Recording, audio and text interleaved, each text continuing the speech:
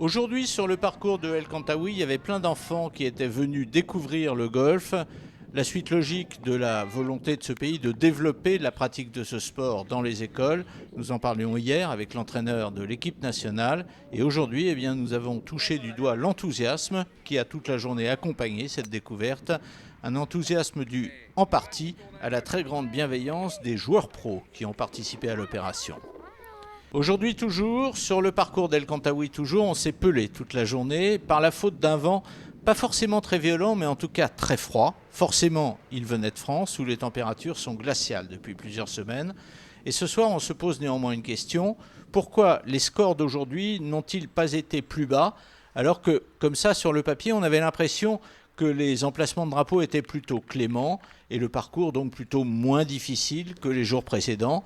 Mais tout ceci finalement a plutôt avantagé Matt Wallace qui mène ce tournoi depuis le premier jour. Un score de -1 lui suffit pour maintenir un écart de 5 coups qui pourrait bien être demain soir déterminant.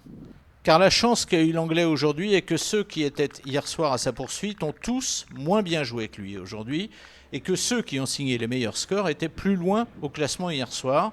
C'est le cas de l'Italien Donito, le meilleur performeur du jour, avec une carte de -5 qui l'installe donc en deuxième position. C'est le cas encore de l'Autrichien Robin Gogger, deuxième ex-aequo, lui aussi après avoir aujourd'hui joué -3. C'est le cas enfin de Fabien Marty qui ramène lui une carte de -3 pour s'installer à 6 coups du leader. Marty a un visage que l'on ne voyait plus tellement ces derniers temps dans les tournois. À près de 33 ans, le grand Rochelet revient sur l'Alps Tour parce qu'en fait il se rend compte tout simplement que la compétition lui manque. J'ai pas moins joué parce que je jouais quand même beaucoup. J'étais parti dans une optique un peu plus financière à faire plus de programmes, donc forcément moins de tournois, mais j'avais le fond de jeu qui était là.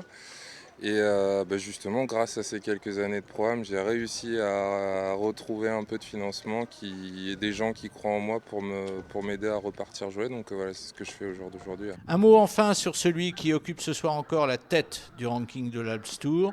Aujourd'hui, le double vainqueur de début de saison joue +2, une carte au-dessus du par qui va probablement conduire Franck Do à céder demain soir son fauteuil de leader à Matt Wallace.